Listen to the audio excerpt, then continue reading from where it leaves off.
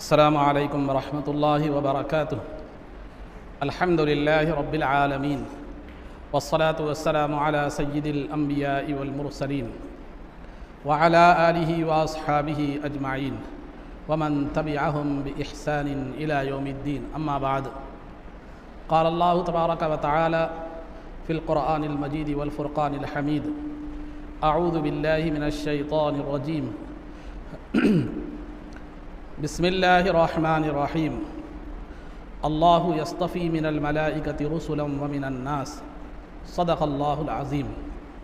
قال اللہ تبارک وتعالی فی شان حبیبہ صلی اللہ علیہ وسلم: ان اللہ وملائکتہ یصلون علی النبی یا ایہا الذین آمنوا صلوا علیہ وسلموا تسلیما۔ اللہم صلی وسلم وزد وبارک علی حبیبک سیدنا ونبینا ومولانا محمد وعلی آلہ واصحابہ اجمعین۔ عزیزان محترم، عقائد کے حوالے سے اس سے قبل آپ حضرات کے سامنے یہ بات بتلائی گئی تھی کہ اللہ رب العزت کے تعلق سے ایک مسلمان کو کیسے عقیدہ رکھنا چاہیے کہ اللہ موجود ہے، وہ ہمیشہ سے ہے اور ہمیشہ رہے گا، وہ اس کی ذات بھی قدیم ہے یعنی ہمیشہ سے ہے، ہمیشہ رہے گی، اس کی صفات بھی قدیم ہیں یعنی جب سے اس کی ذات موجود ہے اس کی صفات بھی موجود ہیں، وہ صورت شکل جسم اور جسمانی ضروریات سے بالکل جو ہے پاک ہے، اس کا آنکھ کان چہرہ وغیرہ کچھ بھی نہیں ہے، وہ مخلوق میں سے کسی کے جیسا یعنی کسی کے مشابہ نہیں ہے وغیرہ وغیرہ، وہ ایک ہے اور تمام عالم کا وہ پیدا کرنے والا ہے۔ یہ اس طرح جو ہے نا مختصر طور پر اللہ رب العزت کے حوالے سے یہ بات بیان کی گئی تھی عقائد کے حوالے سے۔ اب رہا عقائد میں جو دوسرا جو اہم پہلو ہے وہ ہے رسولوں پر ایمان لانا، اللہ پر ایمان لانا، دوسرا کیا ہے رسولوں پر ایمان لانا۔ تو رسولوں کے حوالے سے ایک مسلمان کو کیسے عقیدہ رکھنا چاہیے اس حوالے سے چند باتیں بیان کی جائیں گی۔ عزیزان محترم، نبوت اور رسالت یہ دو ایسے مرتبے ہیں کہ کائنات میں اس سے بڑا مرتبہ مخلوق میں کوئی اور نہیں ہے۔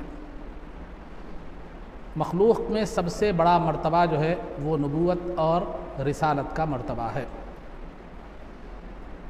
نبوت اور رسالت جو ہے یہ ایک ایسا مرتبہ ہے جو وہابی عطائی ہے، کسبی نہیں ہے۔ ولایت کسبی بھی ہوتی ہے، عطائی بھی ہوتی ہے، لیکن نبوت اور رسالت صرف عطائی ہوتی ہے، کسبی نہیں ہوتی۔ کیا مطلب؟ عطائی کا مطلب اللہ رب العزت کی طرف سے عطا کیا جانا، یعنی وہ مرتبہ جو اللہ رب العزت کی طرف سے بغیر محنت اور جد و جہد کے کیا کیا جائے، عطا کیا جائے۔ اور کسب کا مطلب یہ، کسبی کا مطلب وہ مقام و مرتبہ جو محنت اور جد و جہد سے حاصل ہو، اس مقام و مرتبے کو کیا کہتے ہیں؟ کسبی کہتے ہیں۔ کسب کے معنی کمانا، ہمارے پاس اردو میں بھی استعمال ہوتا ہے۔ آپ کا کسب کیا ہے؟ آپ کی معاش کیا ہے؟ آپ کی معیشت کیا ہے؟ تو میں بولتا میرا کسب تجارت ہے، وہ ظاہر عام طور پہ ہمارے پاس بھی اچھی اردو میں استعمال ہوتا تھا، اب وہ اردو کے جو ہے نا قحط کا دور ہے، یہاں وہ استعمال نہیں ہوتا۔ تو بہرحال عزیزان محترم، تو نبوت اور رسالت جو ہے نا یہ ایسا مرتبہ ہے کہ مخلوق میں اس سے بڑا کوئی مرتبہ نہیں ہے، اور یہ مرتبہ کسب اور محنت سے حاصل نہیں ہوتا، بلکہ اللہ رب العزت جسے چاہتا ہے وہ مقام و مرتبہ عطا فرماتا ہے۔ چونکہ خطبے کے بعد میں نے جو آیت مبارکہ پڑھی اس میں اللہ فرماتا ہے: اللہ یصطفی من الملائکۃ رسلا ومن الناس، کہ اللہ فرشتوں میں سے جس کو چاہے اپنا قاصد بنا لیتا ہے اور لوگوں میں سے جس کو چاہے اپنا رسول کیا کر لیتا ہے؟ بنا لیتا ہے۔ یختص برحمتہ من یشاء، اللہ اپنی رحمت سے جس کو چاہتا ہے خاص فرما لیتا ہے۔ ولکن اللہ یجتبی من رسلہ من یشاء، اللہ تعالیٰ اپنے رسولوں میں سے جس کو چاہے منتخب فرما لیتا ہے۔ تو لہذا نبوت اور رسالت ایک ایسا مرتبہ ہے جو محنت اور کوشش سے حاصل نہیں ہوتا، بلکہ اللہ کی عطا سے کیا ہوتا ہے؟ حاصل ہوتا ہے۔ اب ولایت دو طرح بھی ہو سکتی ہے۔ اللہ کسی کو ولی مرتبہ ولایت کے معنی قربت، اللہ کا قرب، اللہ کی نزدیکی، تو ولایت کا جو مرتبہ ہے وہ کسبی بھی ہوتا ہے، عطائی بھی ہوتا ہے، یعنی اللہ تعالیٰ کسی کو پیدائشی طور پر ولایت عطا فرما کر ولی بنا کر کیا کرتا ہے؟ بھیجتا ہے۔ بعض وہ ہوتے ہیں جو پیدائشی طور پر تو ولایت پر فائز نہیں ہوتے، ولی نہیں ہوتے، لیکن اللہ کی عبادت، اطاعت اور ریاضت، مجاہدات کے ذریعے سے کیا ہے؟ ولایت کا مقام حاصل کر لیتے ہیں۔ تو ولایت میں دو بھی گنجائشیں ہیں، ایک عطا کی بھی اور ایک کسب کی بھی، لیکن نبوت صرف عطائی ہوتی ہے، کسبی نہیں ہوتی۔ تو مقام نبوت پر جس کو فائز کیا جاتا ہے ان کو کیا کہتے ہیں؟ نبی کہتے ہیں، اور مقام رسالت پر جس کو فائز کیا جاتا ہے ان کو کیا کہتے ہیں؟ رسول کہتے ہیں۔ نبی کے معنی غیب کی خبریں دینے والا، رسول کے معنی مخلوق کی ہدایت کی طرف، مخلوق کی ہدایت کے لیے اللہ کی طرف سے بھیجی ہوئی ذات کو کیا کہتے ہیں؟ رسول کہتے ہیں۔ جو ہے نا مخلوق کی ہدایت کے لیے اللہ کی طرف سے بھیجی گئی ذات کو کیا کہتے ہیں؟ رسول کہتے ہیں۔ تو جو ہے نا رسول کا مرتبہ نبی سے اعلیٰ ہے، نبی سے بڑا ہے، رسول کا مرتبہ نبی سے بڑا ہے۔ رسول کہتے ہیں اس ہستی کو جن کو نئی کتاب اور نئی شریعت دی گئی ہو، نئی کتاب نئی شریعت دی گئی ہو ان کو رسول کہتے ہیں۔ جیسے کہ جو ہے نا سرکار دو عالم صلی اللہ علیہ وسلم، آپ کو نئی کتاب دی گئی، نئی شریعت دی گئی۔ موسیٰ علیہ السلام کو بھی نئی کتاب تورات دی گئی اور شریعت دی گئی، اور عیسیٰ علیہ السلام کو بھی انجیل دی گئی، شریعت دی گئی۔ یہ رسول ہے۔ تو رسول وہ ہیں جن کو نئی کتاب اور نئی شریعت کیا کی جائے؟ دی جائے، ان کو رسول کہتے ہیں۔ اور جو سابقہ رسول ہی کی کتاب کی اشاعت کریں، انہی کی دین کی تبلیغ کریں، انہی کی شریعت کو کیا کریں؟ پھیلائیں، ان کو کیا کہتے ہیں؟ نبی کہتے ہیں۔ تو لہذا روایتوں میں جو آتا ہے تقریباً انبیاء کی تعداد 1,24,000 انبیاء علیہم الصلوۃ والتسلیم کی تعداد ہے۔ وہ 1,24,000 میں ہی 313 رسول ہیں، 1,24,000 میں سے ہی 313 رسول ہیں جنہیں نئی کتاب اور نئی شریعت کیا کی گئی ہے؟ دی گئی ہے۔ ہر نبی، ہر رسول نبی ہو سکتے ہیں، لیکن ہر نبی رسول نہیں ہو سکتے۔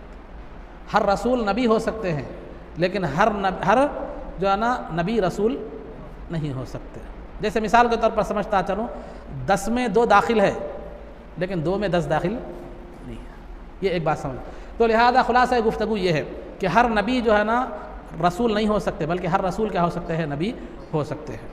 اور انبیاء علیہم الصلوۃ والتسلیم کی تعداد 1,24,000 ہے، جن میں سے 313 رسول ہیں۔ لیکن جو ہے نا ہمیں ایمان جو لانا ہے اس انداز میں نہیں لانا ہے کہ میں 1,24,000 انبیاء علیہم الصلوۃ والتسلیم پر ایمان رکھتا ہوں، یہ نہیں کہیں گے، بلکہ اللہ نے جن انبیاء کو بھی بھیجا ہے میں ان سب پر ایمان رکھتا ہوں۔ کبھی تعداد میں اونچ نیچ ہو گئی تو ایمان میں خرابی کیا ہوتی ہے؟ لازم آ جاتی ہے۔ مثال کے طور پر اگر تعداد میں سے، اگر تعداد تو روایتوں میں 1,24,000 کی ہے، لیکن کبھی کبھار کیا ہوتا ہے راوی کے بیان کرنے میں کچھ تعداد کم زیادہ ہو جائے، حدیث کو بیان کرنے میں کچھ تعداد کم زیادہ راوی کی طرف سے ہو جائے۔ مثال کے طور پر ایک نبی کم تھے 1,24,000 سے، آپ کیا کر دیے؟ میں 1,24,000 پر کیا کیا؟ ایمان لایا۔ اگر آپ نے ایسا کہہ دیا تو گویا ایک آدمی جو غیر نبی ہے آپ اس کو نبی مان رہے ہیں، ایک جو نبی نہیں ہے اس کو کیا کر رہے ہیں؟ آپ نبی مان رہے ہیں۔ یہ لازم آ جائے گا۔ اگر 1,24,000 سے کچھ ایک نبی زائد تھے اور آپ نے 1,24,000 پر ایمان لایا ہے تو ایک کو چھوڑ رہے ہیں، تو گویا ایک ہستی کو جو نبی ہے اس کو نبی آپ نہیں مان رہے۔ ایسی خرابی لازم آتی ہے جو ایمان میں خلل پیدا کر دیتی ہے، بلکہ ایمان بھی پورا نہیں ہوتا۔ تو اسی لیے آپ کو کیا کرنا ہے؟ اللہ نے کہ جتنے بھی انبیاء علیہم الصلوۃ والتسلیم ہیں میں ان پر ایمان لایا۔ تو خلاصہ گفتگو یہ ہے کہ نبوت میں سب سے بڑا مرتبہ نبوت اور رسالت کا ہے، اور جو ہے نا نبوت اور رسالت جو ہے نا یہ عطائی ہے، کسبی نہیں ہے۔ ہر رسول نبی ہو سکتے ہیں، لیکن ہر نبی رسول نہیں ہوتے۔ اور انبیاء کی تعداد 1,24,000 ہے، اور جو ہے نا ایمان جو ہے تعداد کے حساب سے نہیں لانا ہے، جتنے بھی انبیاء ہیں میں ان پر ایمان لاتا ہوں۔ اور نبی جو ہے وہ سابقہ رسول کی ہی کیا کرتے ہیں؟ اشاعت، ان کی شریعت کو پھیلانے کا کام کرتے ہیں۔ رسول وہ ہیں جنہیں نئی کتاب اور نئی شریعت کیا کی جاتی ہے؟ دی جاتی ہے۔ یہ آپ حضرات کے سامنے رسولوں کے حوالے سے کیا ایمان رکھنا چاہیے، کیسے ایمان رکھنا چاہیے، یہ کچھ باتیں آپ حضرات کے سامنے رکھی گئی۔ انشاءاللہ آگے اس کے تعلق سے تفصیلات بیان کی جائیں گی۔ اب جو ہے سیرت میں آپ حضرات صلی اللہ علیہ وسلم، آپ حضرات نے دیکھا کہ سرکار دو عالم صلی اللہ علیہ وسلم کی سیرت کے حوالے سے پیچھے یہ بات بتلائی گئی تھی کہ 12 سال کی عمر میں جو ہے نا سرکار دو عالم صلی اللہ علیہ وسلم نے اپنے چچا کے ساتھ جو ہے نا ملک شام کا سفر کیا بغرض تجارت۔ چچا تجارت کے لیے جا رہے تھے، سرکار بھی ان کے ساتھ جو ہے نا ہو گئے۔ اس کے بعد وہاں جو ہے نا بحیرہ راہب سے، ایک راہب سے ملاقات ہوئی، اس نے دعوت کا اہتمام کیا وغیرہ وغیرہ، وہ تفصیلات آپ کے پاس آ چکی ہیں۔ اس کے بعد سرکار دو عالم صلی اللہ علیہ وسلم کی عمر مبارک تقریباً 18 سال کی ہوئی، بعض روایتوں میں 15 ہے، بعض میں 18 ہے، بہرحال تقریباً 18 سال کی جو ہے نا ایک جو ہے روایت ہوئی۔ ایک جب آپ کی عمر ہوئی تو اس وقت جو ہے نا ایک ریزولوشن پاس کیا گیا، ریزولیشن کیا پاس کیا گیا؟ ایک ریزولیشن کی تجدید کی گئی، رینیول کیا گیا اس کو، ایک قرارداد کی تجدید کی گئی، ایک قرارداد کو رینیول کیا گیا۔ وہ کیا تھا کہ زمانہ جاہلیت میں، یعنی سرکار کی آمد سے پہلے زمانہ جاہلیت میں جو ہے نا ایک قرارداد منظور کی گئی تھی کہ جو ہے نا راستوں کو پرامن بنانے کے لیے، لوگوں کو ظلم سے روکنے کے لیے، فتنہ اور فساد کو جو ہے نا روکنے کے لیے، اور ظلم قتل و غارت گری کو روکنے کے لیے، کمزوروں اور غریبوں کی مدد کے لیے ایک قرارداد منظور کی گئی تھی، ایک ریزولیشن پاس کیا گیا تھا جس کو حلف الفضول کہا جاتا ہے۔ حلف جو ہے نا فضول، یہ زمانہ جاہلیت میں ہو چکا تھا۔ فضول معنی کئی، فضل نامی کئی شخص، فضول کے معنی فضل نامی کئی شخص، حلف الفضول کے معنی فضل نامی کئی شخصوں کی قرارداد، کیا ریزولیشن، یہ معنی اس کے کیا ہوتے ہیں، یعنی ایسی قرارداد جس کو فضل نامی کئی لوگوں نے کیا کی ہے، منظوری دی ہے، اور جس کو جو ہے نا طے کیا ہے، جس کو کیا ہے اس کو منظوری دی ہے۔ تو چونکہ زمانہ جاہلیت میں جو ہے 3 فضل نامی شخص تھے، ایک فضل بن فضالہ، ایک فضل بن وداع اور ایک فضل بن حارث، یہ 3 لوگوں نے زمانہ جاہلیت میں ایک قرارداد، ایک ریزولیشن پاس کیا تھا، یہ امن کے تعلق سے جو میں نے ابھی بتلایا، اس کو حلف الفضول کہا جاتا ہے۔ یہ زمانہ جاہلیت میں یہ ہو چکا تھا، لیکن سرکار دو عالم صلی اللہ علیہ وسلم کی ولادت باسعادت سے پہلے ایک واقعہ فیل پیش آیا تھا، جو ہاتھی والوں کا واقعہ، جو میں نے پیچھے عرض کیا ہے۔ وہ واقعہ فیل کے بعد جو ہے نا عرب میں ایک جنگ چھڑ گئی تھی جس کو حرب الفجار کہا جاتا ہے، یعنی فجار نامی جنگ۔ وہ جنگ جو ہے نا بہت دنوں تک جو ہے نا چلتی رہی، اس میں کئی لوگوں کی جان اور مال چلی گئی۔ وہ جنگ جو ہے نا قبیلہ قریش جو سرکار کا قبیلہ تھا اس کے درمیان اور قبیلہ قیس کے درمیان وہ جنگ تھی۔ چونکہ سرکار کا قبیلہ قریش تھا تو چچاؤں نے آپ کو جو ہے نا اس میں بار بار اصرار کیا کہ آپ وہ جنگ میں شریک ہوں، چونکہ قبیلے کی حمایت میں، تائید میں جو ہے نا شریک ہوں۔ تو سرکار نے بڑی ناخوش دلی کے ساتھ جو ہے نا اس میں شریک تو ہوئے، لیکن آپ نے تلوار نہیں چلائی اور آپ نے کوئی لڑائی وغیرہ نہیں کی۔ تو یہ جنگ میں بہت سی جانی اور مالی نقصان ہو گیا تھا۔ تو یہ جنگ کے ختم ہونے کے بعد لوگوں میں خیال پیدا ہوا کہ وہ جو حلف الفضول زمانہ جاہلیت میں جو ایک قرارداد ریزولیشن پاس ہوا تھا، اس کو پھر تجدید اس کی کرنی چاہیے، پھر اس کو رینیول جو ہے نا کرنی چاہیے۔ تو یہ خیال آ گیا تاکہ امن قائم ہو، جانیں ضائع نہ ہو، ہر کوئی امن سے رہے، راستے پر امن ہو، جو ہے نا کئی بچے اور یتیم اور کئی مائیں، کئی عورتیں بیوہ ہو گئی تھی۔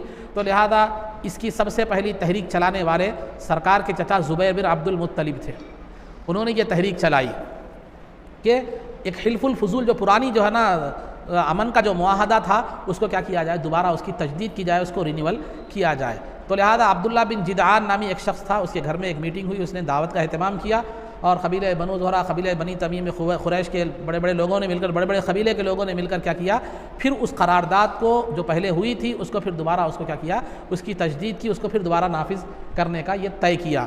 اس میں یہ طے کیا گیا کہ کمزوروں کی مدد کی جائے گی، مظلوموں کی مدد کی جائے گی، اور جو ظالم ہیں ان ظالموں کا مواخذہ کیا جائے گا، انہیں پکڑا جائے گا، اور امن و امان قائم کیا جائے گا، اور راستوں کو لوٹ مار سے، کیا ڈکیتی سے کیا کیا جائے گا، محفوظ رکھا جائے گا، اور جو زیادہ جو ظلم و ستم کرے گا اس کو کیا کر دیا جائے گا، شہر بدر کر دیا جائے گا، اس کو وہاں سے سماج سے، معاشرے سے دور کر دیا جائے گا۔ اس طرح کی جو ہے نا قراردادیں جو امن سے وابستہ تھیں وہ قراردادیں منظور کی گئی، جس وقت سرکار دو عالم صلی اللہ علیہ وسلم کی عمر مبارک تقریباً 18 سال کی تھی۔ تو وہ سابقہ جو معاہدہ تھا حلف الفضول، اسی کی تجدید کیا کی گئی، اسی کو رینیول کیا گیا، اور سرکار دو عالم صلی اللہ علیہ وسلم بھی اس معاہدے میں شریک تھے، اور سرکار کو معاہدہ اتنا پسند تھا کہ سرکار بعد میں اعلان نبوت کے بعد بھی، اسلام جب پھیل گیا تب بھی سرکار فرماتے تھے کہ وہ معاہدہ جو امن کا تھا وہ میرے نزدیک جو ہے نا سرخ اونٹ، جو عرب میں بڑے مہنگے اونٹ ہوتے تھے، تو ان اونٹوں سے بھی زیادہ میرے نزدیک زیادہ عزیز ہے۔ آج بھی اس طرح کے کوئی معاہدے کے لیے مجھے بلاتا ہے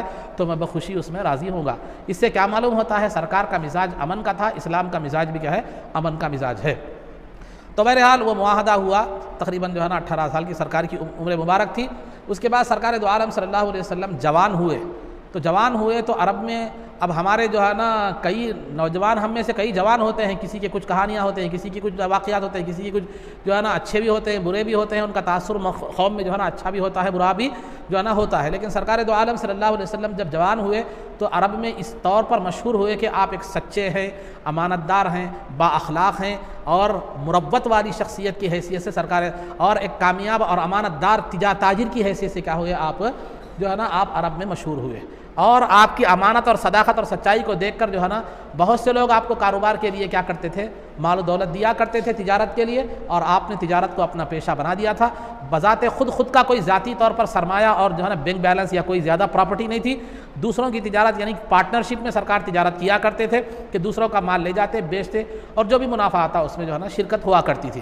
تو آپ کا جب شہرت ہوئی کہ آپ سچے ہیں، امانت دار ہیں، با اخلاق ہیں، اور بڑے صاف و شفاف انداز میں تجارت فرماتے ہیں، اور جو بھی آپ سے تجارت کرتا ہے وہ اس کو اچھا خاصا منافع ہوتا ہے سرکار کی برکت سے، تو یہ بات جو ہے نا جب مشہور ہوئی تو بی بی خدیجہ رضی اللہ تعالیٰ عنہا بھی جو ہے نا ایک مالدار خاتون تھی، وہ بھی اپنے مال کی تجارت کیا کرتی تھی۔ وہ تجارت اس لیے اس طرح کرتی تھی کہ وہ اپنا مال جو ہے نا کسی کو دے کر بھیجتی، وہ صاحب جا کر بیچ کر آنے کے بعد جو ہے وہ جو بھی منافع آتا بی بی خدیجہ اس کو منافع میں سے حصہ دیا کرتی تھی۔ تو اور بی بی خدیجہ کا تجارت کا تنہا سامان اتنا زیادہ ہوتا کہ پورے مکے والوں کا سامان اس کے مقابلے میں پورے مکے والوں کا جو سامان ہوتا تھا اتنی مقدار میں بی بی خدیجہ کا اکیلے کا تنہا کا سامان ہوتا تھا۔ تو جب سرکار کی شہرت ہوئی صادق کی حیثیت سے، امین کی حیثیت سے، با اخلاق کی حیثیت سے، تو بی بی خدیجہ رضی اللہ تعالی عنہا کے جو ہے نا کہ بھائی کی جو بیوی تھی، بھائی کی بیوی عوام، ان کے بھائی کا نام تھا عوام بن خویلد، ان کے بھائی کی بیوی تھی، ان سے جو ہے نا سرکار کے اخلاق، سچے، امانت داری اور کاروبار کا طریقہ، بہرحال سرکار کی خوبیاں بی بی خدیجہ رضی اللہ تعالی عنہا نے سن رکھی تھی، تو لہذا انہوں کو خیال پیدا ہوا ان کو بھی ایک شریف اور امانت دار جو ہے نا تاجر کی ضرورت تھی۔ تو لہذا انہوں نے یہ سن تو لیا تھا لیکن وہ پریکٹیکلی خود کیا کرنا چاہتی تھی، دیکھنا چاہتی تھی، تو انہوں نے سرکار دو عالم صلی اللہ علیہ وسلم کو یہ پیشکش کی کہ اگر آپ میرا مال تجارت لے جا کر فروخت کر کے آئیں گے تو لہذا میں جو ہے آپ کو دوسروں کو جو منافع دیتی ہوں اس سے ڈبل اور دگنا منافع کیا کروں گی، میں آپ کو دوں گی، ڈبل اور دگنا منافع آپ کو دوں گی۔ تو سرکار دو عالم صلی اللہ علیہ وسلم نے اس کو قبول فرما لیا۔ تو بی بی خدیجہ رضی اللہ تعالی عنہ سرکار کو صرف ایک جو ہے نا سچے اور امانت دار تاجر کی حیثیت سے ہی اپنانا نہیں چاہتی تھی، بلکہ ایک شوہر کی حیثیت سے بھی کیا کرنا چاہتی تھی، آپ اپنانا جو ہے نا چاہتی تھی۔ تو لہذا آپ نے سرکار کے اعمال کو دیکھنے کے لیے، سرکار کے طریقہ تجارت کو دیکھنے کے لیے اور آپ کے اخلاق و عادات کو دیکھنے کے لیے سفر میں کیا کر دیا، اپنے غلام میسرہ کو کیا کر دیا، سرکار کے ساتھ کر دیا۔ وہ بزرگ بڑے لوگ بھی فرماتے ہیں کہ اگر کسی کے عادت وہ دیکھنا ہے تو اس کے ساتھ سفر کرو، سمجھے، سفر کر کے دیکھو، کاروبار کر کے دیکھو، معلوم ہوتا کہ آدمی کیسی طبیعت کا ہے، کیسا ہے یہ۔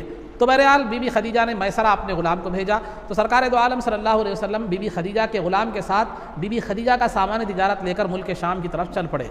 ملک شام کا ایک شہر ہے بصرہ، وہاں پر جب سرکار پہنچے تو آپ جو ہے نا ایک درخت کے نیچے تشریف فرما ہو گئے، درخت کے پاس بیٹھے، آپ بیٹھ گئے، اور جو ہے نا وہ درخت ایسا تھا کہ اس پر ایک پتا نہیں تھا، وہ ہرا بھی نہیں تھا، اس کی ڈالیاں بھی سوکھ چکی تھی، بلکہ درخت جب پرانا ہو جائے تو بوسیدہ اور فوخل ہو جاتا ہے، تو وہ درخت بوسیدہ بھی ہو چکا تھا۔ جب جو ہی سرکار دو عالم صلی اللہ علیہ وسلم اس جو ہے نا درخت کے نیچے جا کر بیٹھ گئے، اس پر ہرا پتے سرسبز ہو گیا، وہ ہرا ہو گیا، بلکہ اطراف و اکناف کا سارا ماحول کیا ہو گیا، گھاس اڑ گیا اور سرسبز و شاداب ہو گیا۔ جب یہ کیفیت کو، وہاں ایک پادری رہتا تھا جس کا نام نستورہ تھا، تو وہ پادری نے جب یہ کیفیت دیکھی تو وہ دوڑتا ہوا آیا، آ کر میسرہ جو بی بی خدیجہ کا غلام تھا ان سے پوچھا کہ یہ کون ہے، تو میسرہ نے جو ہے نا سرکار کا تعارف کرایا، یہ عرب کے ایک نوجوان ہیں، یہ قبیلہ قریش سے ہیں، فلاں فلاں فلاں ہیں، ان کا نام محمد ہے فلاں۔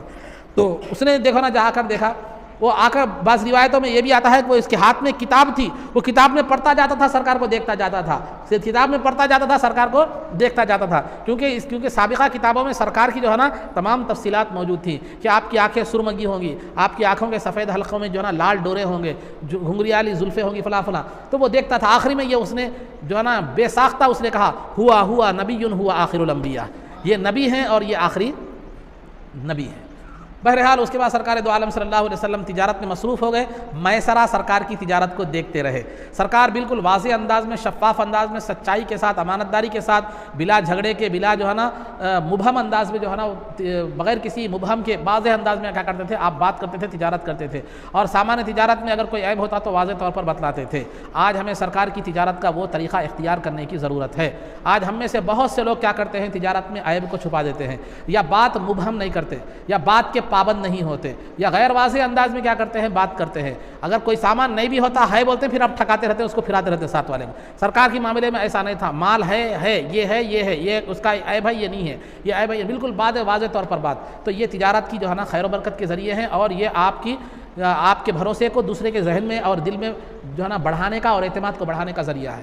تو لہذا جو ہے نا گراہک چھوٹ نہ جائے، کیسے بھی اس کو جو ہے نا جکڑ لیا جائے، کہ جھوٹ بول کر ہو یا جو ہے نا کچھ بھی حیثیت سے اس کو جکڑ لیا جائے، اب اس کو بعد میں پھراتے رہے، اس کو کرتے رہے، یہ جو ہے نا یہ طریقہ کار صحیح نہیں ہے۔ اس سے آدمی کیا ہو جاتا ہے، اپنا مقام اور بھروسہ دونوں بھی کھو دیتا ہے۔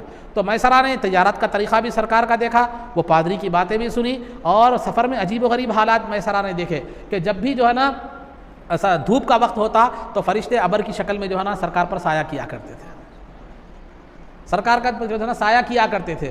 تو یہ تمام حالات ہوئے، سفر سے واپس آنے لگے، تو اتفاق سے جب آپ مکہ مکرمہ میں تشریف لائے تو جو ہے نا دوپہر کا وقت تھا، دوپہر کا وقت تھا اور دھوپ کا وقت تھا۔ تو آپ نے دیکھا بی بی خدیجہ بھی بالکنی میں اپنی سہیلیوں کے ساتھ بیٹھی ہوئی تھی، سرکار کو جب آتا ہوا دیکھی تو سرکار کو دیکھی کہ فرشتے آپ پر سایہ فگن ہے، سایہ کر رہے ہیں۔ تو بی بی خدیجہ پھر اس کے بعد آئے، سرکار کو جو معاہدہ کیا تھا کہ میں دگنا منافع آپ کو دوں گی، وہ دگنا منافع بی بی خدیجہ نے دیا، اور بی بی خدیجہ کو اس مرتبہ اتنا فائدہ ہوا کہ کبھی اتنا فائدہ نہیں ہوا تھا، اور سرکار کی برکت سے قافلے والوں کو بھی بہت زیادہ فائدہ ہوا۔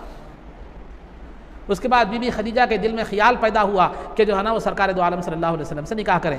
بی بی خدیجہ کی عمر 40 سال کی تھی، اور بڑی آپ خوبصورت خاتون تھی، مالدار خاتون تھی، اور پاک دامن خاتون تھی۔ پاک دامنی کی وجہ سے آپ کو طاہرہ یعنی پاک دامن عورت کہہ کر پکارا جاتا تھا۔ کئی بڑے بڑے عرب کے مالدار لوگوں کے رشتے آپ کو آ گئے تھے، لیکن آپ نکاح کا ارادہ کیا کر دیا تھا، ترک فرما دیا تھا، آپ نکاح کا ارادہ نہیں رکھتی تھی۔ لیکن سرکار دو عالم صلی اللہ علیہ وسلم کی امانت داری کو اور آپ کی دیانت کو اور آپ کی شخصیت کو اور آپ کے فضائل کو دیکھیں تو جو ہے نا آپ نے پہلے تو سن رکھے تھے، اب سفر میں دیکھ بھی لیے غلام کے حوالے سے، تو لہذا خیال دل میں پیدا ہوا کہ آپ سے نکاح کیا جائے۔ تو لہذا نفیسہ بنت امیہ نامی ایک خاتون کے ذریعے سے آپ نے سرکار کو پیغام نکاح بھیجا۔ نفیسہ بنت امیہ نامی خاتون کے ذریعے سے آپ نے سرکار کو نکاح کا پیغام بھیجا۔ تو سرکار نے جو ہے نا یہ جو بھیجے ہوئے پیغام کو اپنے چچا سے ذکر کیا کہ مجھے ایسا پیغام آیا ہے، تو چچا نے اسے قبول فرما لیا، لہذا عقد کی نکاح کی تاریخ جو ہے نا مقرر ہوئی۔ نکاح کی تاریخ کیا ہو گئی، جو ہے نا مقرر ہوئی۔ اس کے بعد ابو طالب جو ہے نا، ابو طالب اور قبیلہ معد اور قبیلہ مزر جو سرکار کے آبا و اجداد میں سے تھے، یہ تو ان لوگ وہ جو ہے نا وہ قبیلے والے جو سرکار کے ہی بالفاظ دیگر کہیے کہ آبا و اجداد کی اولاد میں سے تھے، تو وہ قبیلے والوں بڑے بڑے لوگوں کو لے کر ابو طالب کیا کیے معلوم ہے، وہ نکاح کے محفل میں شریک ہو گئے۔ اور ادھر جو ہے نا بی بی خدیجہ رضی اللہ تعالی عنہا نے میسرہ جو اپنا غلام سے پورے سرکار کے حالات سنے تھے، وہ اپنے ایک چچازاد بھائی تھے، وہ جو تورات اور انجیل کے بڑے عالم تھے، ورقہ بن نوفل، ان سے جا کر سرکار کے تمام حالات جو غلام نے بیان کیے تھے وہ بیان کیے۔ تو ورقہ بن نوفل نے کہا اگر یہ جو بات کہی جا رہی ہے اگر یہ سچ ہے تو وہ نبی آخر الزماں ہیں جن کا ہم انتظار کر رہے ہیں، جو تشریف لانے والے ہیں۔ تو بی بی خدیجہ رضی اللہ تعالیٰ عنہ کے دل میں اور خواہش پیدا ہوئی نکاح کی۔ تو اس کے بعد بہرحال وقت مقررہ پر چلے گئے، ادھر سرکار بھی اور سرکار کے بڑے قبیلے کے بڑے بڑے لوگ گئے، اور ادھر لوگ جو ہے نا بی بی خدیجہ رضی اللہ تعالیٰ عنہ کے چچازاد بھائی ورقہ بن نوفل بھی آئے، پھر آپ کے چچا بھی وغیرہ وغیرہ سب بڑے لوگ کیا ہو گئے، جمع ہو گئے، اور خطبہ ابو طالب نے خطبہ دیا۔ ابو طالب نے جو ہے نا خطبہ دیا۔ خطبے میں جو ہے نا کیا آپ کے خطبے کی کا مفہوم کیا تھا؟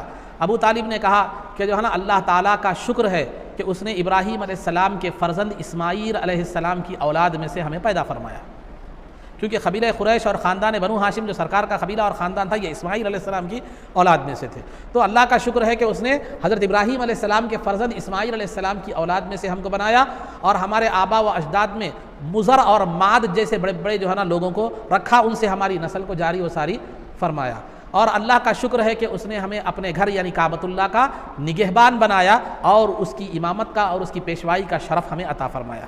اور اللہ رب العزت کا شکر ہے کہ اس نے ہمیں ایسا گھر عطا فرمایا کہ جس میں آ کر لوگ امن والے ہو جاتے ہیں اور جو ہے نا امن میں آ جاتے ہیں، اور جس کی زیارت کے لیے لوگ اطراف و اکناف سے آتے ہیں۔ اور اللہ کا شکر ہے کہ اللہ رب العزت نے ہمیں سب کا حاکم بنایا۔ یہ خطبہ انہوں نے دیا۔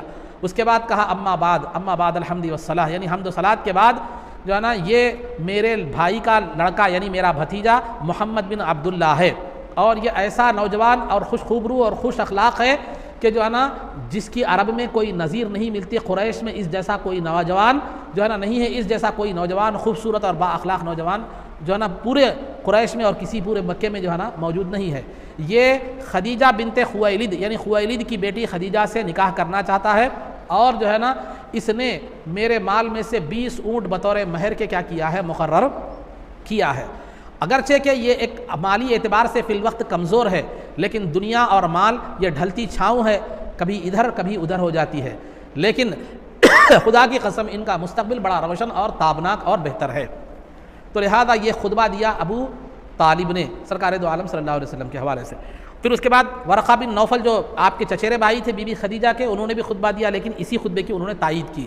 پھر اس کے بعد خدیجہ بنت خویلد جو تھے، ان کے والد کا انتقال ہو چکا تھا، چچا موجود تھے جن کا نام عمرو بن اسد تھا، تو ان کو بلایا گیا، ان کی رضامندی لی گئی، وہ جو ہے نا سرپرست بن کر بہرحال نکاح کیے۔ ادھر سے سرپرست ابو طالب تھے سرکار کے چچا، ادھر ان کے چچا بی بی خدیجہ کے عمرو بن اسد تھے، دونوں نے مل کر بہرحال ایجاب و قبول ہوا، سرکار کا نکاح ہوا، 20 اونٹ بطور مہر کے مقرر ہوئے۔ اب روایتیں اس بارے میں مختلف ہیں کہ سرکار کا مہر 500 درہم تھا، بعض روایتوں میں ہے کہ 20 اونٹ تھا، اس کی تطبیق یہ دی گئی کہ 20 اونٹ کی جو مقدار تھی وہ 500 درہم تھی۔ تو اس طرح دونوں میں جو ہے نا تطبیق کیا ہو جاتی ہے، ہو جاتی ہے۔ تو بہرحال عزیزان محترم، بی بی خدیجہ نے جو اونٹ انہیں مہر میں دیے گئے تھے، ان میں سے ایک اونٹ کو ذبح کر کے جو ہے نا مہمانوں کو، جو سرکار کے مہمان تھے، جو نکاح میں جو بھی آئے تھے، ان کو کیا کیا معلوم، پکا کر کھلایا۔ اور روایت میں یہ بھی ملتا ہے کہ آپ نے گائے ذبح کر کے کیا کیا، مہمانوں کی مہمان نوازی کی۔ تو اس طرح بی بی خدیجہ نے اپنی نکاح کی دعوت کا جو ہے نا اہتمام فرمایا۔ تو اس سے ایک بات یہ بھی ثبوت ملتا ہے کہ نکاح کے وقت جو ہے نا یہ کھانے کا بھی جو ہے ثبوت ملتا ہے، اگرچہ کہ بعض علماء نے اس کو ولیمے پر بھی تعبیر کیا ہے، لیکن ظاہری بات تو یہی ہے کہ دلہن کی طرف سے جو دعوت کا اہتمام کیا جاتا ہے وہ عام طور پر جو ہے نا نکاح کا ہی ہوتا ہے، ولیمہ جو ہوتا ہے وہ کیا ہے، دلہے کی طرف سے کیا کیا جاتا ہے، کیا جاتا۔ بہرحال نکاح ہو گیا۔ اس وقت بی بی خدیجہ رضی اللہ تعالیٰ عنہ کی عمر 40 سال کی تھی، سرکار دو عالم صلی اللہ علیہ وسلم کی عمر مبارک 25 سال 2 مہینے 10 دن کی تھی، اور یہ سرکار کا پہلا نکاح تھا اور بی بی خدیجہ رضی اللہ تعالیٰ عنہ کا تیسرا نکاح تھا۔ آپ سے پہلے بھی 2 لوگوں نے بی بی خدیجہ سے نکاح کیا تھا۔ پہلے شوہر کا نام جو ہے نا ابو حالہ بن زرارہ تھا، اس سے ایک لڑکا ایک لڑکی آپ کو ایک لڑکی ہوئے تھے، اور دوسرے شوہر کا نام جو ہے نا عتیق بن عائز تھا، جس سے ایک لڑکا ایک لڑکی ہوئے تھے۔ پھر سرکار دو عالم صلی اللہ علیہ وسلم سے تیسرا نکاح بی بی خدیجہ رضی اللہ تعالیٰ عنہ کا ہوا۔ اب آپ کی ان سے کتنے لڑکے لڑکیاں ہوں، اس کی تفصیلات آگے میں آپ کو جو ہے نا تفصیلات کے ساتھ، کچھ تفصیل کے ساتھ کیا کروں گا، بیان کروں گا۔ تو 25 سال کی عمر میں سرکار نے پہلا نکاح کیا، اور بی بی خدیجہ کا تیسرا نکاح تھا، اور بی بی خدیجہ سرکار کے نکاح میں 25 سال باحیات رہیں، زندہ رہیں۔ اور جس وقت بی بی خدیجہ کا انتقال ہوا اس وقت جو ہے نا سرکار کی عمر 50 سال کی تھی، اور بی بی خدیجہ کی عمر 65 سال کی تھی۔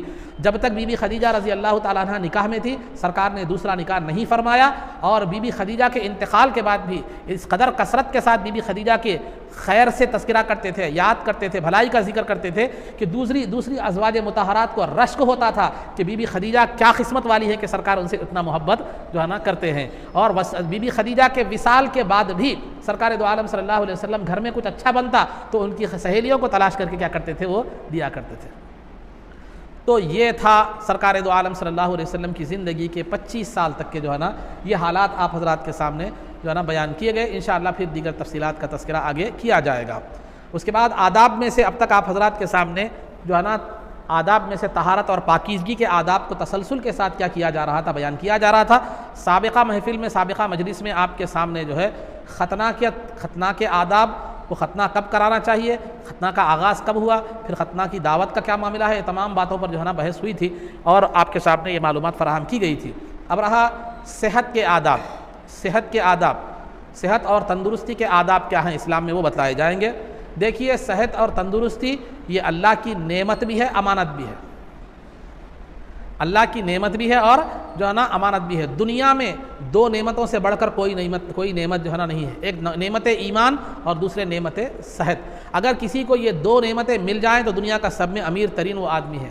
اگر کسی کو جو ہے نا پوری دنیا کی دولت بھی مل جائے لیکن صحت اگر اسے نہ ملے، ایمان اسے نہ ملے، تو وہ فقیر ہی فقیر ہے۔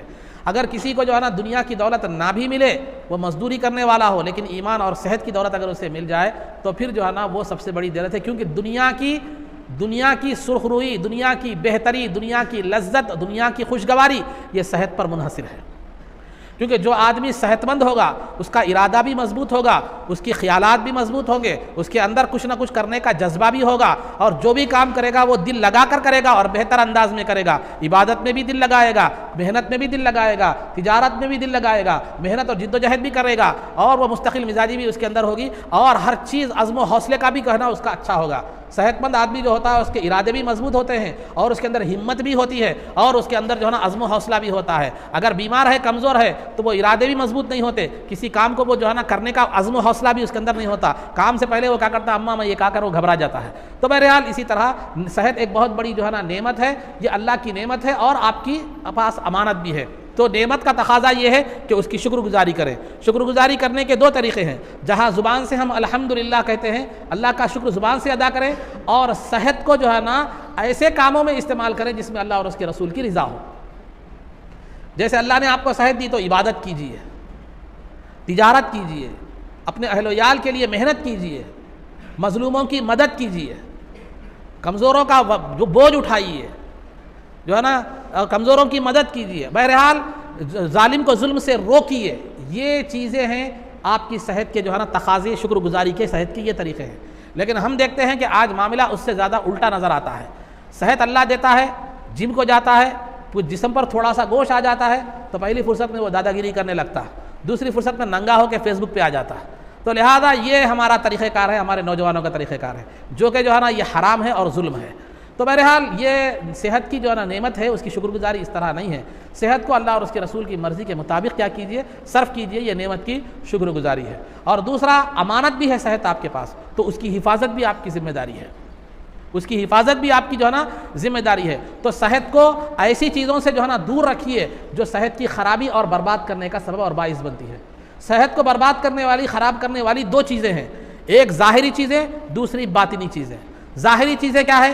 گٹکا کھانا، زردہ کھانا، شراب پینا، ڈرگس استعمال کرنا، یہ جو ہے نا یہ تمام چیزیں صحت کو برباد کرنے والی ہے۔ اسی طرح صحت کے حوالے سے جو دوائیں استعمال کی جاتی ہیں وہ بھی صحت کو برباد کرنے والی ہے۔ دیکھتے ہیں جیموں میں پاؤڈر، کیپسول کھا کے ہمارے نوجوان جسم بنانے کے لیے، اس کا جو ہے نا تحقیق سامنے آئی ہے کہ جو بیچ میں 2-4 بڑے بڑے پہلوانوں کا جو ہے نا ہارٹ اٹیک آیا تھا، اس کی وجہ وہ دوائیں ہی بتلائی گئی ہیں، اگرچہ کہ صحت کے عنوان سے کھائی جا رہی ہے، لیکن بعد میں اس کے نتائج بڑے خطرناک نکلتے ہیں، اس کے نتائج بڑے خطرناک نکلتے ہیں۔ تو بہرحال عزیزان محترم، تو بعض چیزیں جو صحت کو برباد کرتی ہیں وہ ظاہری ہیں، تو ان چیزوں سے بھی پرہیز کرنا آپ پر لازم اور ضروری ہے، کیونکہ امانت کی حفاظت آپ کی ذمہ داری ہے۔ دوسرا جو چیزیں صحت کو برباد کرتی ہیں وہ باطنی چیزیں ہیں۔ وہ کیا ہے؟ فکر، غم، غصہ، حسد، جلن، کینہ، بغض، یہ بھی صحت پر اثر انداز ہوتے ہیں۔ سامنے والا اچھی دکان لگایا، برداشت نہیں ہو رہا، اچھا گھر بنایا، برداشت نہیں ہو رہا، اس کی دکان اچھی چل رہی، برداشت نہیں ہو رہا، یہ جلن میں ہی کڑ کڑ کے اندر ہو جاتا ہو، کڑ کڑ کے جو ہے نا اندر ہو جاتا۔ تو لہذا یہ حسد، جلن، یہ جو بغض، عداوت، یہ غم، یہ فکر جو ہے، یہ انسان کی صرف صحت پر نہیں، معدے پر بھی اثر انداز ہوتے ہیں۔ اس سے جو ہے ڈائجیشن سسٹم بگڑ جاتا ہے، نظام ہضم کیا ہو جاتا ہے؟ بگڑ جاتا ہے۔ اب آپ دیکھیں گے کوئی آدمی غم میں، فکر میں رہتا تو بھوک نہیں لگتی، کھانا نہیں کھاتا، بھوک نہیں ہے بولتا۔ تو یہ ہے، یہ ڈائجیشن سسٹم بھی جو ہے نا، یہ نظام ہضم بھی کیا ہوتا ہے؟ اس سے متاثر ہوتا ہے۔ اور نظام ہضم یعنی معدے کا نظام اور ہاضمے کا نظام اگر صحیح ہو تو صحت کا دار و مدار اسی پر ہے، وہ بگڑ جائے تو سب کیا ہو جاتا ہے؟ بگڑ جاتا ہے۔ تو جو ہے نا ظاہری جسم کی صحت اور خرابی کی بنیاد معدہ ہے، اور باطن کی خرابی اور جو ہے نا صحت کا معیار کیا ہے؟ وہ دل ہے۔ اذا صلحت صلح الجسد کلہ، اگر دل صحیح ہوگا تو اس کا سارا جسم کیا ہوگا؟ صحیح ہوگا۔ اگر جو ہے نا معدہ صحیح ہوگا تو سارا جسم کیا ہوگا؟ صحیح ہوگا۔ یہ دو اہم چیزیں ہیں انسان کے جسم میں۔ لیکن ہمارے اور جو ہے نا تو صحت کی حفاظت جو اللہ کی امانت ہے، اس کی حفاظت آپ کے لیے کیا ہے؟ بہت ضروری ہے۔ اور جو ہے آج ہمارا معاملہ کیا ہو گیا؟ ہمارا معاملہ کیا ہو گیا؟ عمر دراز مانگ کر لائے تھے 4 دن، 2 دن شوقوں میں گزر گئی، 2 دن دواخانوں میں گزر گئی۔ یہ ہمارا معاملہ۔ شعر دوسرا ہے، میں تھوڑا سا اس کو تبدیل کر کے بول رہا ہوں، سمجھے؟ شعر، اصل شعر کیا ہے؟ عمر دراز مانگ کر لائے تھے 4 دن، 2 آرزو میں کٹ گئی 2 انتظار میں۔ اصل شعر یہ ہے، اس کو تھوڑا سا تبدیل آج کل کے نوجوانوں کی حیثیت سے میں بیان کر رہا ہوں کہ جو ہے نا عمر دراز مانگ کر لائے تھے 4 دن، 2 دن شوقوں میں گزر گئے، 2 دن دواخانوں میں کیا ہے؟ گزر گئے۔ تو یہ ہمارا جو ہے نا معاملہ ہو گیا۔ تو بہرحال سرکار دو عالم صلی اللہ علیہ وسلم نے ایک آدمی کو دیکھا کہ اپنے دونوں بیٹوں کے کاندھوں پر ہاتھ رکھ کر جو ہے پیروں کو گھسیٹتے ہوئے جا رہا ہے۔ تو سرکار نے ان بیٹوں سے پوچھا کیا بات ہے، یہ شخص ایسا کیوں جا رہا ہے، اسے کیوں ایسا اٹھا کر لے جا رہے ہو؟ تو بیٹوں نے کہا کہ جو ہے نا یہ ہمارے جو ہے نا ہمارے والد گرامی ہیں، انہوں نے منت مانی تھی کہ میں کعبۃ اللہ تک جو ہے نا پیدل چل کر کیا کروں گا؟ جاؤں گا، اسی لیے وہ جو ہے نا پیر رگڑ کر ہی صحیح اپنی منت پورے کرنے کی کوشش کر رہے ہیں۔ تو سرکار نے فرمایا اللہ کو اس کے منت کی ضرورت نہیں ہے، اللہ اس کی منت سے بے نیاز ہے، اس کو سواری پر سوار کر کے لے جاؤ۔ تو اس میں اس بات کی جو ہے نا یہ بھی ہے کہ جو ہے آپ منتیں ہوں یا ارادے ہوں یا باتیں یا دعوے ایسے مت کرو جو آپ کی طاقت سے باہر ہوں، صحت سے باہر ہوں۔ میرے پاس پرسوں ایک مسئلہ آیا تھا، ایک صاحب کیا کریے مطلب منت مان لیے میں بال اس وقت تک نہیں کٹاؤں گا جب تک کہ کعبۃ اللہ نہیں دیکھ لیتا۔ اب حالات سازگار نہیں ہوئے، پیسہ کعبۃ اللہ کو جانا معمولی بات ہے، 1 لاکھ روپے تو ہونا کم از کم۔ تو نہیں ہوا تو کیا کریں، بالوں میں جواں پڑ گئے، کھجانا شروع ہو گیا تو اب پوچھنا شروع کر دیا کیا کرنا کیا نہیں، وہ کرنا یہ کرنا یہ نہیں. تو ضرورت سے زیادہ ہاتھ میں سے کام جو ہے نا نہیں کرنا. جتنی چادر ہے بڑے لوگ بولتے ہیں اتنا ہی پیر کیا کرنا، پھیلانا. چادر سے زیادہ پیر پھیلانے کا تو یا تو پیر باہر نکل دیتے ہیں، چادر پڑ جاتی ہے. تو یہ دو چیزیں بھی نہیں ہونا. تو بہرحال عزیزان محترم، اس میں سرکار دو عالم صلی اللہ علیہ وسلم نے یہ تلقین فرمائی کہ جو بھی عہد کرو یا جو بھی منت مانو یا جو بھی جو ہے نا وعدہ کرو، بات کرو، ہو سکتا تو کرو، نہیں ہو سکتا تو مت کرو. یا آپ کے بس کی بات ہے تو کرو، یا نہیں ہو سکتا تو ہرس کو لے لیے، کام ہو یا کوئی بھی چیز ہو، ہرس کو لے لیے، ہاتھ نہیں ہوتا آپ نہیں کر سک رہے ہیں، سامنے والے کو پھراتے جا رہے ہیں، آپ آؤ، جب آؤ، کل آؤ. یا اپنے لائن کا کام اس نہیں ہے، وہ لے لیے کیا کرتے معلوم، پھراتے جا رہے ہیں. ہمارے پاس عام طور پر ہوتا ہے، موٹر لائن میں بھی ہوتا ہے بات، سمجھے. ہاں، یہ موٹر لائن میں بھی اس سے جو ہے نا بہت زیادہ یہ چیز ہے، کام بہت زیادہ رہتا، پہلے سے ہی بہت زیادہ اوور لوڈ رہتا، پھر اس کو لے لیتے، بعد میں کیا کرتے ہیں اس کو پھراتے رہتے ہیں، اب آؤ، جب آؤ، یہ نہیں ملا، وہ نہیں ملا، یہ نہیں ملا. یہ چیز صحیح نہیں ہے، یاد رکھیے. اس سے سامنے والے کا اعتماد ختم ہو جاتا ہے، بھروسہ ختم. جو کام آپ کا ہے کر سکتے ہیں کریے، نہیں کر سکتے نہیں کریے. یہ ہے اب استطاعت ہے، آپ کی قوت ہے، طاقت ہے، کریے، ورنہ مت کیجیے. تو لہذا صحت سے، طاقت اور وسعت سے زیادہ کسی چیز کا منت مان لینا یا دعویٰ کر دینا یا کسی چیز کو لے لینا، یہ کیا ہے، پسندیدہ نہیں ہے. اور ایک مرتبہ جو اب دوسری بات صحت کے حوالے سے دوسری بات جو بتا رہے ہیں، آج کل ہمارے نوجوانوں کا اسٹائل سیم لیڈیز کے ویسا ہو گیا. ہیئر اسٹائل دیکھو لیڈیز، بات کرنے کا انداز دیکھو لیڈیز، کانوں میں بالی بھی آ گئے، ہاتھوں میں کڑا بھی آ گیا، گلے میں چین بھی آ گئے، پیروں میں چین آنا باقی ہے. تو لہذا ایک سروے بتلایا گیا تھا پیپر میں، اس سے پہلے ایک سروے آیا تھا. کیا سروے آیا تھا؟ آج کل لڑکیاں جو ہے نا عورت نما جو لڑکے ہوتے ہیں وہ لڑکوں کو بہت زیادہ پسند کرتی ہیں. میں سیاست وغیرہ میں کسی پیپر میں دیکھا تھا سروے میں کہ آج کل کی لڑکیوں کی پسندیدہ لڑکے کون سے ہیں، جن کے اندر عورت کی جیسی چال چلن جو ہے نا صورت شکل، جو جن کی عورت تعنس جس کے اندر ہو، عورت پن جس کے اندر ہو، اس کو بہت زیادہ پسند کرتی ہیں. اسی وجہ سے بیوٹی جو ہے نا کیا بولتی ہے عورتوں کی کریم کون سی ہے جی، وہ فیئر اینڈ لولی، مشہور فیئر اینڈ لولی سے زیادہ مینس کریم بک رہے، سمجھے. ہاں، ایک زمانے میں مینس کریم مرد آدمی کے کریم لگانے کا تصور بھی پیدا نہیں تھا ہمارے بچپن میں، یا ہمارے 25-30 سال پہلے کی جہاں تک بات ہے، اس وقت جو ہے نا پاؤڈر لگانا بھی مرد کے لیے شرمندگی سمجھی جاتی تھی. آج کل تو نوجوان جو ہے نا باضابطہ کریم استعمال کر رہے ہیں. تو اور ہیئر اسٹائل بھی وہ یہ لگا کے پورا عورتوں کے جیسا جو ہے نا طرز زندگی بھی عورتوں کے جیسا بن گیا. تو لہذا یہ بھی شریعت میں پسندیدہ نہیں ہے. مرد آدمی مرد کی طرح رہنا ہے، اس کا چال ڈھال، اس کا طرز زندگی، لائف اسٹائل مرد کی طرح ہونا چاہیے. عمر فاروق رضی اللہ تعالیٰ عنہ نے ایک نوجوان کو دیکھا کہ بالکل مریل انداز میں، ڈھیلے انداز میں جو ہے نا ناتواں انداز میں کیا کر رہا ہے، چل رہا ہے. تو آپ نے اس کو بلایا، ادھر آ. تو اس نے کہا کیا بات ہے، کیا تو بیمار ہے، طبیعت ٹھیک نہیں ہے؟ تو اس نے کہا نہیں بالکل نہیں ہو. تو آپ نے کوڑا کہا، چل سیدھا چل، اللہ نے صحت دی ہے تو صحت مند آدمی کی طرح کیا کر معلوم، چل. اس کو سیدھا چلنے کا حکم دیا. میرے استاد محترم مولانا محمد خواجہ شریف صاحب جو ہے نا رحمۃ اللہ تعالی علیہ، شیخ الحدیث جامع نظامیہ جو ہے، جب بچے جو ہے نا مصحف کے سامنے سے کوئی بچہ گزرتا یا مونڈے ڈھلا کر یا چلن میں کوئی فرق ہوتا تو بلاتے تھے، صاحب بلا کے بولتے تھے صاحب سیدھا چلو، اچھا چلو، ایسا یہ مونڈے ڈھلا کے مت چلو، یا ایسے انداز میں جو ہے جھک کے مت چلو، یا بالکل جو ہے نا پیر رگڑتے ہوئے مت چلو، ایسے انداز میں مت چلو، سیدھے انداز میں چلو، اچھے انداز میں چلو. تو مطلب یہ نہیں ہے کہ آپ اکڑ کر چلیں، وہ مطلب نہیں ہے. آپ سیدھے نارمل انداز میں، آپ صحت اللہ نے دی ہے تو صحت مند آدمی کی طرح زندگی گزاری ہے. اس کو جو ہے نا آپ بیمار کی طرح زندگی کی گزار رہے ہیں، بیمار کی طرح ڈھیلا، ہاتھ ڈھیلے چھوڑ کے، پیر ڈھیلے چھوڑ کے، ایسے انداز میں کیوں چل رہے ہیں؟ تو لہذا سرکار دو عالم صلی اللہ علیہ وسلم جو ہے نا عام طور پر چلتے تو بھی عام طور پر نارمل لیول راستے پر بھی چلتے تو ایسے چلتے قدم جما کر، جیسے ڈھلون میں قدم جما کر چلا جاتا ہے. ڈاؤنل اگر زمین ہو، ڈھلوان اگر ہو تو آدمی پیر مضبوطی سے جما کر چلتا ہے. تو سرکار بھی کیا کرتے تھے، قدم جما کر جو ہے نا چلتے تھے. اور چلنے کا انداز ایسا ہوتا تھا کہ علامہ امام بوصیری رحمۃ اللہ تعالیٰ نے فرمایا کہ جو ہے نا سرکار چلتے تنہا تھے، لیکن چلتے ہوئے ایسے محسوس ہوتے تھے کہ آپ ایک لشکر میں چل رہے ہیں. تو بتانا یہ مقصود ہے، مرد آدمی کو مرد کی طرح رہنا چاہیے. اس کا لائف اسٹائل، اس کا طریقہ، اس کا چلن، اس کا رہن سہن میں پورا عورتوں کی طرح آج کل کیا ہو گئے، ہمارے نوجوان کیا ہو گئے. یہ طریقہ کار غلط ہے. تو بہرحال خلاصہ گفتگو یہ ہے کہ صحت اللہ کی نعمت بھی ہے، امانت بھی ہے، اور اس کی شکر گزاری اور اس کی حفاظت یہ آپ کی ذمہ داری ہے، ورنہ کل اللہ کی بارگاہ میں اس سے پوچھ بھی ہوگی.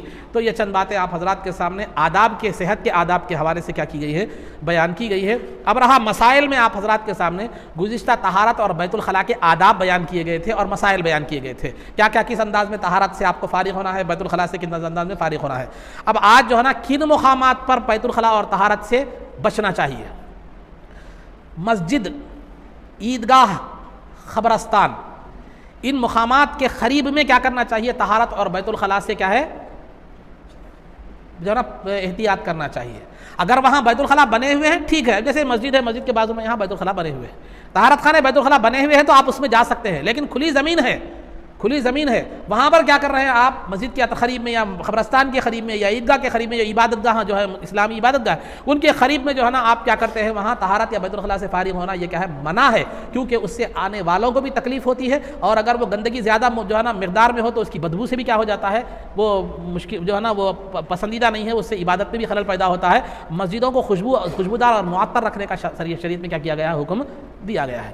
تو الغرض عزیزان محترم، اس مقام پر طہارت اور بیت الخلاء سے، اور پانی کے اندر طہارت سے فارغ ہونا، پانی کے اندر پیشاب کرنا یا بیت الخلاء کرنا یہ بھی منع ہے، کیونکہ پانی ایک استعمال کی چیزیں ہیں، اور پانی جب آپ یہ حرکت کریں گے تو گندا ہو جائے گا۔ گندا نہیں ہے، بڑا سمندر میں آپ کر رہے ہیں، بڑے تالاب میں بھی کر رہے ہیں، گندا بھی نہیں ہوا تو بھی کیا ہے معلوم؟ وہ ناپسندیدگی کا کیا ہے معلوم ہے؟ ذریعہ ہے۔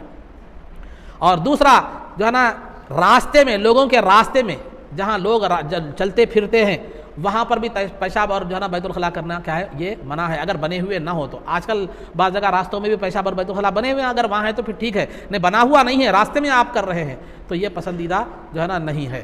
اور اسی طرح پھلدار درخت کے نیچے بھی طہارت یا بیت الخلاء سے فارغ ہونا نہیں ہے، کیونکہ پھل اگر گر جائے نیچے تو گندے ہو جائیں گے۔ اور سائے دار درخت یا جو ہے نا جہاں پر لوگ بیٹھتے ہیں، بیٹھنے کے لیے لوگوں کی جمع محفل بیٹھنے کی جگہ ہے، جیسے گاؤں میں آپ دیکھیں چبوترا ڈالتے ہیں، شٹر بنا دیتے ہیں، وہاں پر لوگ محفلیں میٹنگز وغیرہ کیا ہوتی ہیں۔ تو بہرحال لوگوں کے بیٹھنے کے مقام پر سائے دار درخت کے نیچے ایسے مقام پر بھی کیا کرنا چاہیے؟ طہارت اور بیت الخلاء سے پرہیز کرنا چاہیے، کیونکہ اس سے لوگوں کو تکلیف ہوتی ہے اور وہ آپ پر لعنت کا سبب بنتے ہیں، کیونکہ جب اس کو کوئی گندگی لگ جائے یا وہ دیکھ لے تو بولتا یہ کون بدبخت کرا، یہ کون بد نصیب کرا، یہ کون جو ہے نا برا جو بھی کرا ان اپنی زبان میں بولتا، میں اپنی زبان میں بول رہا ہوں، وہ اس کی زبان ہر ایک اپنی زبان میں بولے گا۔ تو سرکار فرمائے کہ لعنت کرنے والی چیزوں سے بچو، جو لعنت کا سبب بنتی ہیں، جو آپ کے لیے گالی گلوچ کا کیا ہے معلوم ہے؟ سبب بنتی ہے، ایسے کام نہیں کرنا۔ اور تیسری بات جو ہے ہوا کے مقابل میں بیٹھ کر پیشاب نہیں کرنا۔ ہوا ادھر چل رہی ہے، آپ اس کے مقابل میں بیٹھ کر پیشاب کریں تو ہوتا کیا؟ وہ پیشاب کے چھینٹے خود آپ پر اچھل جاتے ہیں، آپ پر اچھلتے ہیں۔ اسی طرح نیچے بیٹھ کر اونچائی کی طرف پیشاب نہیں کرنا چاہیے۔ آپ نیچے بیٹھے ہوئے ہیں، اونچائی کی طرف ہے، زمین ایسی ہے، نیچے بیٹھ کر اوپر کی طرف پیشاب کر رہے ہیں، وہ ظاہر سی بات ہے وہ پیشاب جو ہے نا آپ کی طرف کیا ہو گیا؟ آ جائے گا۔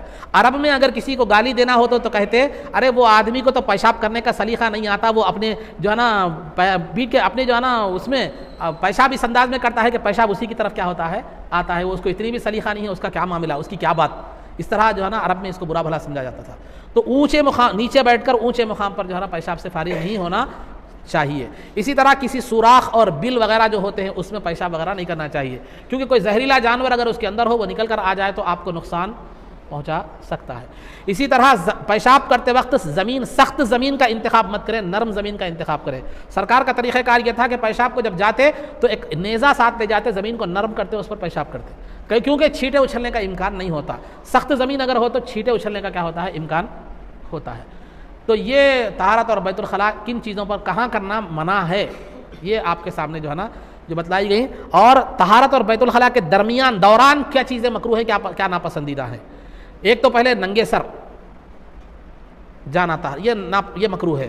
سیدھا پیر ڈال کے بیت الخلاء میں جانا یہ مکروہ ہے، بغیر دعا پڑھے کے جانا مکروہ ہے، اور بیت الخلاء میں جا کر ادھر ادھر سوچ لیتے بیٹھنا، ادھر ادھر کی باتیں، یہ بھی مکروہ ہے، اور کھنکارنا، تھوکنا بغیر ضرورت، سگریٹ پینا، بیڑی پینا، گٹکا کھانا، یہ چیزیں مکروہ ہے، اور جو ہے نا اپنی شرمگاہ سے کھیلنا یہ بھی مکروہ ہے، اور جو ہے نا غلاظت کو دیکھنا یہ بھی مکروہ ہے، اور زیادہ دیر بیٹھنا یہ بھی مکروہ ہے، چھینکنا، چھینک پر الحمدللہ کہنا، باہر کوئی چھینکا تو جواب دینا، خود سلام کرنا، باہر کے سلام کا جواب دینا، اذان کا جواب دینا، یہ سب چیزیں کیا ہے معلوم ہے؟ مکروہ ہے۔ زیادہ دیر بیٹھنا بھی سوچتے ہوئے یہ بھی مکروہ ہے۔ تو یہ چیزیں جو ہے بیت الخلاء کے درمیان کیا ہے، یہ طہارت اور بیت الخلاء کے درمیان یہ مکروہ ہیں، اس بات کا لحاظ رکھنا چاہیے۔ تو آپ کے سامنے عقائد کے حوالے سے بھی بات آ گئی، سیرت آداب کے حوالے سے بھی، اور مسائل کے حوالے سے بھی بات جو ہے نا آ گئی۔ اب آخری بات بانی جامع نظامیہ علیہ رحمۃ والرضوان کی کتاب انوار احمدی کا جو خلاصہ ہے اس کے حوالے سے ایک دو باتیں آپ حضرات کے سامنے رکھتے ہوئے اپنی گفتگو کو ختم کرتا ہوں کہ بانی جامعہ علیہ رحمۃ والرضوان نے سرکار کے نام اور آپ کی عظمت کا، آپ کے نام کی عظمت کے حوالے سے جو ہے نا ایک دو روایتیں بانی جامعہ نے جو ہے انوار احمدی میں جو ہے نا ذکر فرمائی۔ ایک روایت کا حوالہ مواہب اللدنیہ سے دیا، اور ایک جو ہے نا روایت کا حوالہ در منصور معجم کبیر وغیرہ سے۔ تو دو حدیثیں جو ہے نا آپ نے ذکر فرمائی ہیں انوار احمدی میں بانی جامع نظامیہ علیہ رحمۃ الرضوان نے۔ ایک حدیث تو یہ تھی کہ جب آدم علیہ السلام سے لغزش ہو گئی تو اللہ رب العزت نے حکم دیا کہ آپ جو ہے نا زمین پر تشریف لے جائیں۔ تو آدم علیہ السلام سے لغزش ہوئی تو آپ نے جو ہے نا دیکھا آپ نے دیکھا کہ عرش الہی پر لا الہ الا اللہ کے ساتھ محمد الرسول اللہ بھی لکھا ہوا ہے، لا الہ الا اللہ کے ساتھ محمد الرسول اللہ بھی لکھا ہوا ہے۔ تو لہذا سرکار دو عالم آدم علیہ السلام نے اللہ کی بارگاہ میں یہ دعا کی کہ اے اللہ، محمد صلی اللہ علیہ وسلم کے وسیلے سے، اس فرزند کے وسیلے سے جو ہے نا اس والد کی کیا کر معلوم ہے، لغزش کو معاف فرما، غلطی کو معاف فرما۔ تو اللہ رب العزت کی طرف سے جواب آیا، اے آدم، اگر تم محمد صلی اللہ علیہ وسلم کے وسیلے سے ساری زمین و آسمان کے لوگوں کی بھی بخشش طلب کرو گے تو میں معاف کر دوں گا۔ ایک روایت یہ ہے۔ دوسری روایت جو ہے نا یہ ہے کہ آدم علیہ السلام سے جب لغزش ہوئی تو آدم علیہ السلام نے جو ہے اللہ رب العزت سے جو ہے نا سرکار دو عالم صلی اللہ علیہ وسلم کے وسیلے سے دعا مانگی۔ تو اللہ رب العزت نے پوچھا کہ محمد صلی اللہ علیہ وسلم کے وسیلے سے اے اللہ میری لغزش اور میری غلطی کو معاف فرما۔ تو اللہ رب العزت نے پوچھا محمد کون ہے؟ تو آدم علیہ السلام نے کہا کہ میں نے تم نے محمد کو کیسے جانا، کیسے پہچانا؟ تو آدم علیہ السلام نے عرض کیا کہ میں نے جب آنکھ کھولی، مجھ میں میرا پتلا بنایا گیا، مجھ میں روح ڈالی گئی، جب میں نے آنکھ کھولی تو میں نے عرش الہی پر دیکھا کہ لا الہ الا اللہ کے ساتھ محمد رسول اللہ کا نام لکھا ہوا ہے۔ جنت میں ہر جگہ ہر مقام پر جو ہے نا تیرے نام کے ساتھ ان کا نام لکھا ہوا ہے۔ میں سمجھ گیا کہ ہو نہ ہو یہ اللہ کے پاس کوئی معزز ترین ہستی ہوگی، تبھی تو اللہ نے اپنے نام کے ساتھ ہر جگہ ان کا نام رکھا ہے۔ تیرے نام کے ساتھ ان کا نام رکھنا یہ ان کی قربت کو تیرے پاس، ان کی مقام و مرتبے کو بتلاتا ہے، لہذا میں نے جو ہے نا ان کے وسیلے سے میں نے دعا مانگی۔ تو اللہ نے فرمایا اے آدم، وہ تمہاری اولاد میں سے ہوگے اور سب سے آخری نبی ہوں گے، اگر وہ نہ ہوتے تو میں تمہیں بھی پیدا نہ کرتا، لولا لما خلقتک، اگر وہ نہ ہوتے تو میں تمہیں بھی پیدا نہ کرتا۔ تو یہ دو روایتیں جو ہے نا باری جامع نظام علیہ رحمۃ و رضوان نے سرکار دو عالم صلی اللہ علیہ وسلم کے اسم مبارک کے حوالے سے کیا کی بیان فرمائی کہ سرکار کا مبارک نام وہ ہے جس کے وسیلے سے اگر دعا کی جائے تو اللہ رب العزت اس کی مغفرت فرماتا ہے، اور لہذا ہمیں چاہیے کہ جب بھی دعا کریں، یہ بانی جامع نے نہیں لکھا، میں بتا رہا ہوں ان روایت کی روشنی میں، کہ جو ہے نا ہمیں جب بھی چاہیے کہ تو دعا کریں تو اللہ رب العزت کی بارگاہ میں یہ بھی آخر میں عرض کریں کہ اے اللہ، سرکار دو عالم صلی اللہ علیہ وسلم کے وسیلے سے میری اس دعا کو قبول فرما۔ تو وسیلہ کیا ہوتا ہے؟ وہ دعا کے جلد مقبول ہونے کا ذریعہ ہے۔ بس اوقات ہمارے اعمال کی وجہ سے ہمارے اعمال ایسے ہوتے ہیں کہ خدا کی بارگاہ میں مقبولیت کا درجہ نہیں رکھتے، تو لہذا جو محبوب ہیں اللہ کے، ان کے حوالے سے اگر وسیلہ دیا جائے تو جو ہے نا یہ جلد مقبول ہونے کا یہ اندیشہ ہے اور جو ہے نا امید ہے۔ تو وسیلے کے حوالے سے آگے باتیں آئیں گی، وہ ایک الگ مسئلہ ہے، وہ الگ چیپٹر ہے۔ تو بہرحال یہ دو روایتیں جو ہے نا ان سے خلاصہ یہی نکلتا ہے کہ اللہ نے پوری دنیا کو جو ہے نا بنایا تو وہ اگر سرکار نہ ہوتے تو پوری دنیا کائنات میں کوئی کائنات نہ ہوتی، اور دوسرا یہ کہ سرکار کی وسیلے اور بخشش وسیلے سے اگر دعا مانگی جائے تو اللہ رب العزت کیا کرتا ہے، اس کو قبول فرماتا ہے۔ اور تیسری بات یہ بھی معلوم ہوتی ہے کہ اللہ کے پاس کائنات میں اگر کوئی سب سے زیادہ اور قریب اور محبوب ہستی ہے تو وہ ذات مصطفیٰ صلی اللہ علیہ وسلم کی ہے، تبھی تو اللہ رب العزت نے ہر جگہ اپنے نام کے ساتھ سرکار کا نام رکھا، اور ہمیں جو دین بھی عطا کیا گیا وہ دین بھی ایسا بنایا، ایسے اس کے احکام بنائے کہ جہاں جہاں اللہ کا حکم ہے وہاں وہاں سرکار کا عمل موجود ہے۔ یہ دین پر عمل کرنے کے لیے، چلنے کے لیے اللہ اور اس کے رسول دونوں کو اپنانا ضروری ہے۔ کسی ایک کو اپنا کر آپ کا دین مکمل ہو سکتا ہے، نہ آپ دنیا و آخرت میں کامیاب ہو سکتے ہیں۔ یہ چند باتیں تھیں۔ آخر میں اللہ رب العزت سے دعا ہے کہ پروردگارہ جو کوئی بھی کہا گیا اس پر عمل کی توفیق رفیق عطا فرما، اگر کچھ کوتاہی ہو گئی تو مولا اپنے فضل و کرم سے معاف فرما، عزت و عافیت کی زندگی دے اور ایمان پر ہمارا خاتمہ فرما، رسول پاک صلی اللہ علیہ وسلم کے قدموں میں ہمارا حشر فرما، آپ کی شفاعت عظمیٰ سے ہم کو بہرور فرما، آپ کے دست مبارک سے جام کوثر پینا نصیب فرما، جنت میں آپ کی غلامی معیت اور رفاقت نصیب فرما۔ صلی اللہ تعالی وسلم علی خیر خلقہ سیدنا محمد و آلہ و صحبہ اجمعین برحمتک یا ارحم الراحمین۔